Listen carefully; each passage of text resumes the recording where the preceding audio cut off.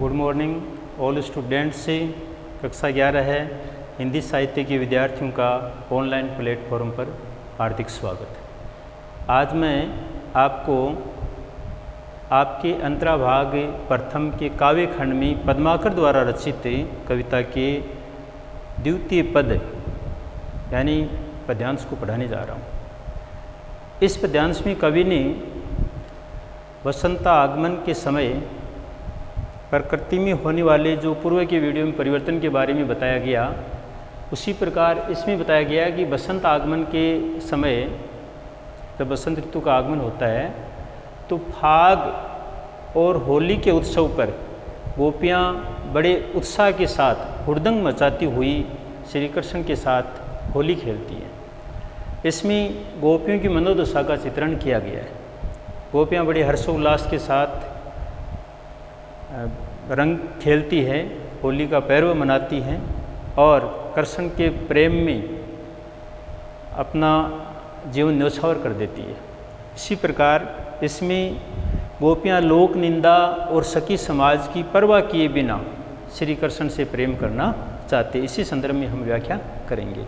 सबसे पहले आप जो पद्यांश पढ़ेंगे उसमें देखिए कि गोकुल के कुल के गली के गोप गाउन के जो लगी कछु को कछु बाखत बनई नहीं, कहे पद्माकर परोस पिछवारन के द्वारन के दोरी गुण अवगुण गनई नहीं। आप संदर्भ लिखते हैं तो प्रथम दो शब्द लिखेंगे गोकुल के कुल, गोकुल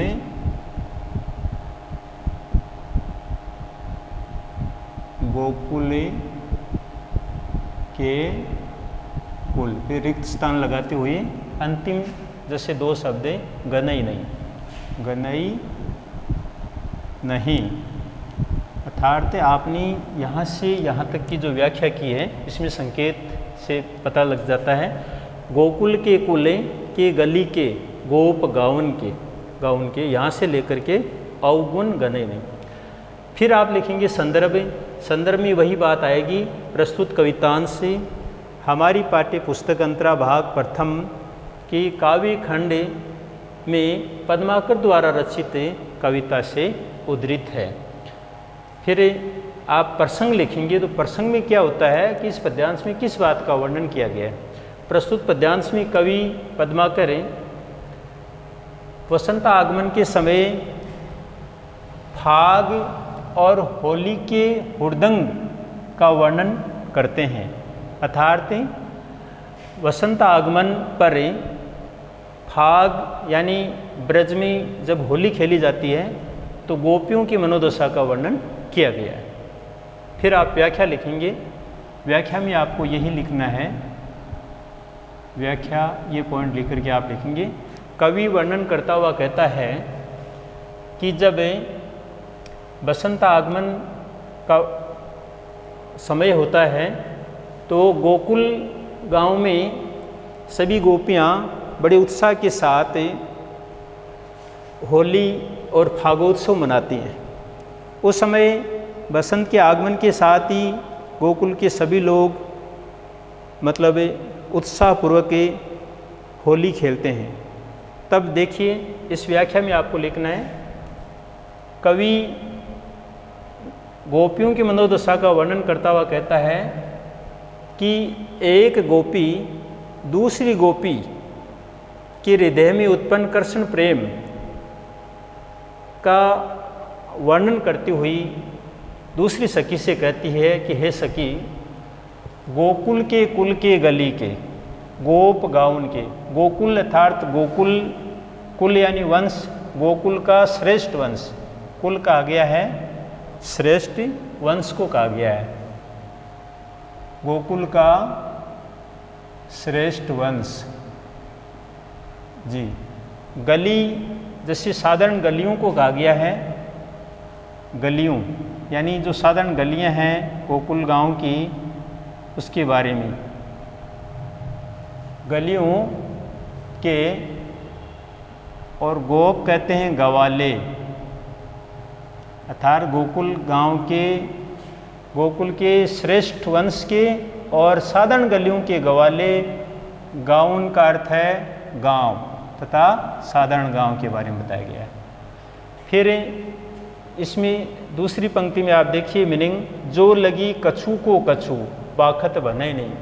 यहाँ कछु को, कछु का अर्थ होता है कुछ का कुछ, यानी अंट संट। इसमें आ जाता है जैसे अंट संट या उल्टा सीधा, उल्टा सीधा, कहनी अनकहनी, ये सब बात आ जाती है इसमें। कुछ का कुछ या उल्टा सीधा या अंट संट।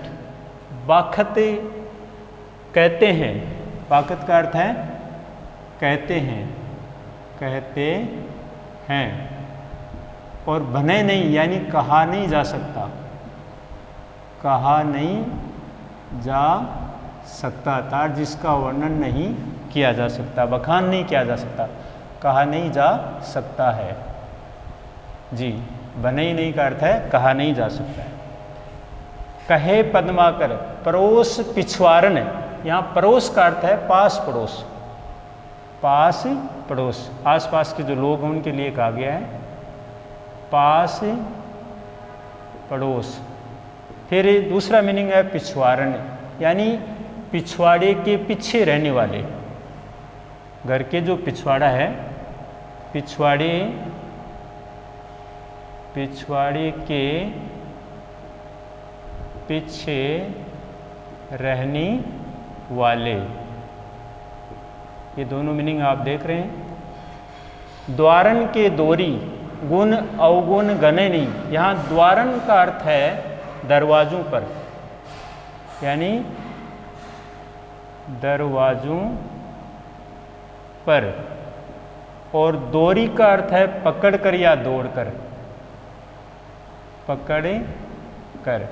गुण अवगुण यानी गुण या अवगुण, इसका अर्थ आ जाता है गुण अवगुण जी।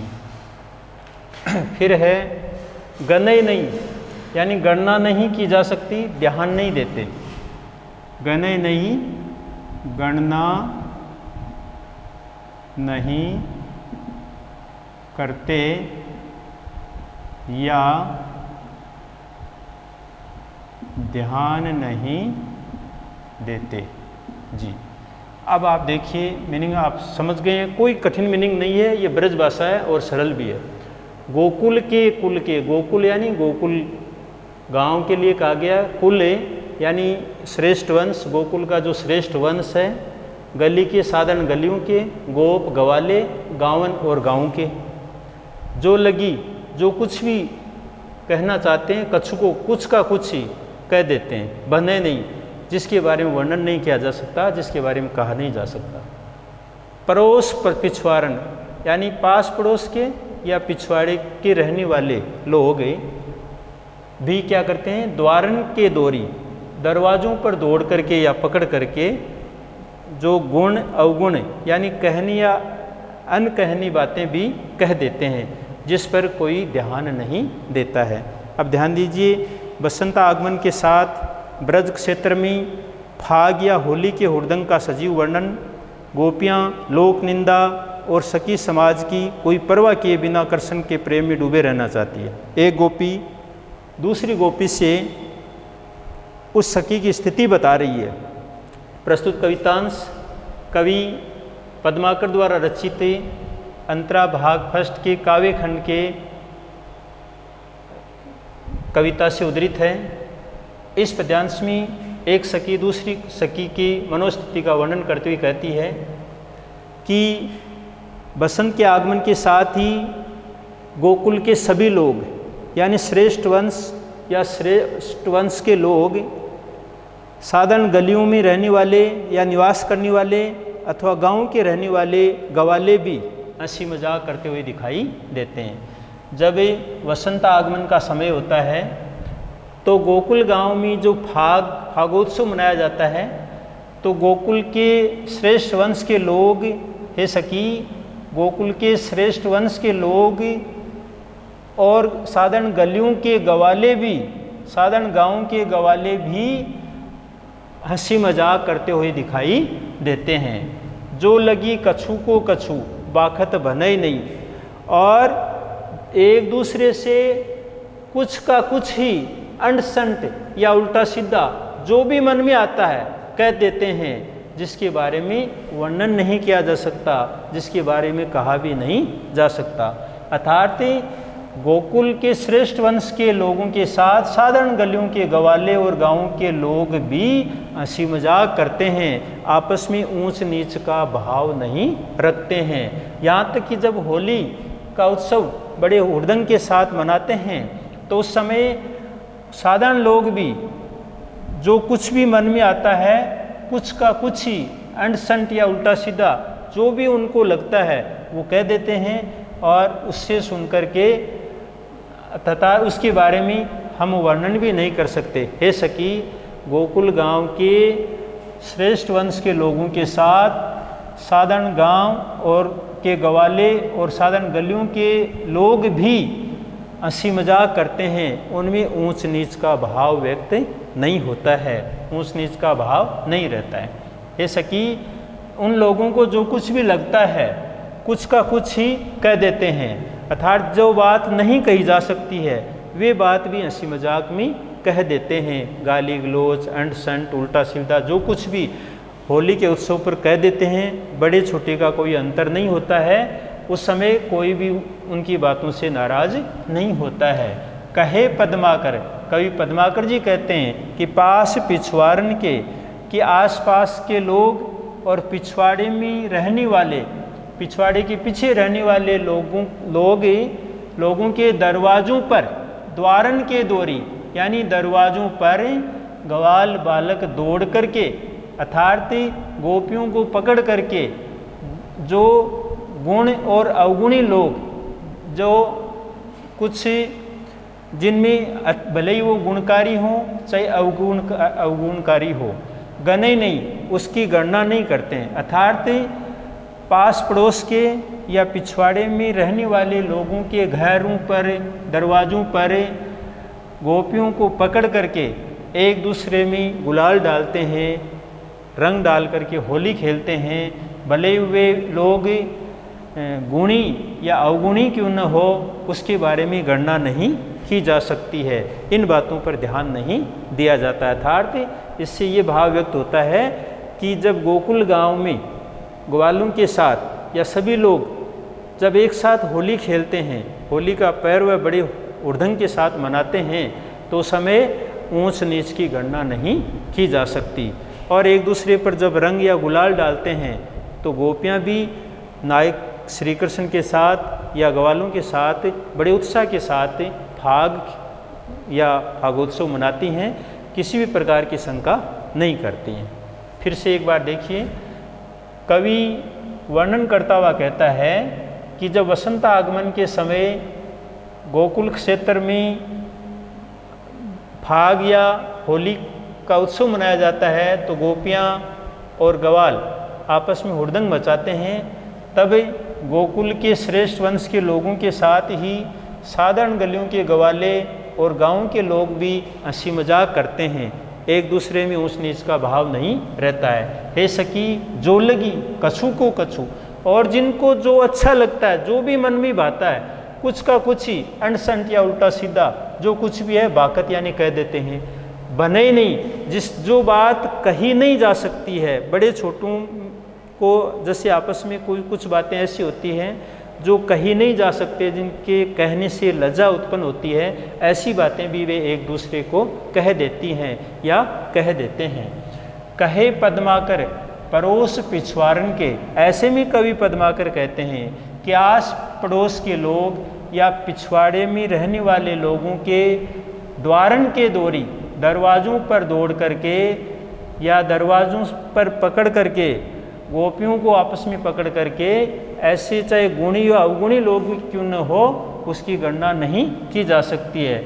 दूसरे के दरवाज़ों पर दौड़ करके या पकड़ करके एक दूसरे में रंग या गुलाल डाल देते हैं, जिसके गुण और अवगुण की कोई गणना नहीं की जा सकती है, जिस पर कोई भी ध्यान नहीं देता है। इस प्रकार होली का उत्सव बड़े उत्साह है और जोश के साथ मनाया जाता है।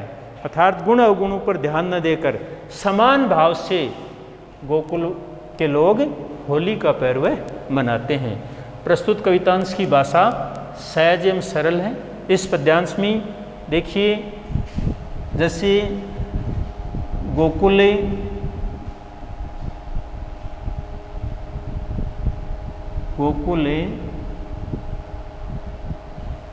गांव में, जैसे गोकुल में होली के हुड़दंग का वर्णन किया गया है।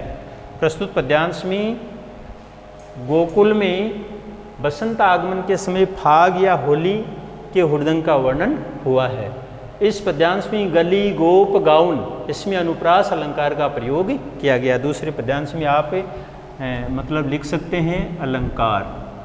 तो आपको मैं संक्षिप्त बता रहा हूँ और आप ध्यानपूर्वक लिख सकते हैं। जो जो शब्द आते हैं उन शब्दों को लिखते हुए आप लिख देंगे कि इन शब्दों में अनुप्रास अलंकार का, जैसे गली, गोप, गाउन, कछु को कछु, बाकत बनई, परोस पिछवारन, द्वारन दोरी, जैसे गुण अवगुण गनई, तो आदि शब्दों में क्या है, अनुप्रास अलंकार का प्रयोग किया गया है। इसी प्रकार फिर आप लिख सकते हैं गोकुल कुल, ये शब्द आया गोकुल कुल यानी गोकुल के कुल। तो गोकुल कुल में क्या है, सबंग यमक, आप लिख सकते हैं इसमें सबंग यमक। इसमें क्या है, सबंग यमक,